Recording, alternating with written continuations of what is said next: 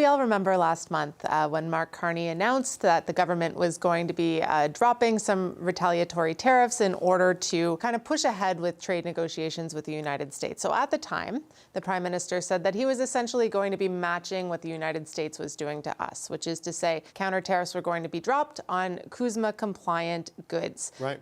So goods that were compliant with the existing free trade agreement, implying that if a good wasn't compliant with CUSMA, then it would be tariffed. Almost a month later, we've learned that's actually not what happened. Canada has removed all counter tariffs, regardless of whether a good was CUSMA compliant, except for, of course, the sectoral tariffs on steel, aluminum, and auto. And they never actually communicated that to the public.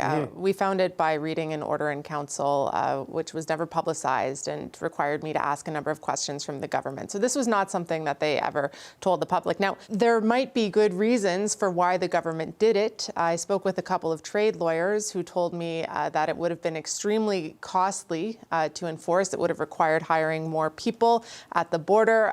The amount of money, that revenue that was generated probably would have been almost negligible because most goods, if you do the paperwork, are CUSMA compliant, right? So one trade lawyer I spoke with said that, this was admirable bureaucratic restraint. However, it's not what the government said that they were doing. It's not what Mark Carney said he was going to do. And the reality of it is they implied that Canada and the US were doing the same things to each other. And in reality, that's not actually what happened. So we heard from Pierre Poilievre today. He posted on social media saying this is another elbows down lie. Now, in a statement, the finance minister's office says they do what they do because they want to adapt their trade policy, both to get a new deal done and also to help Canadians the best that they can. Right. That was the argument, though, for dropping the CUSMA-compliant tariffs. There's been no broader explanation on the balance there, right? Because he says matching, but it's 25% on steel and aluminum versus 50%.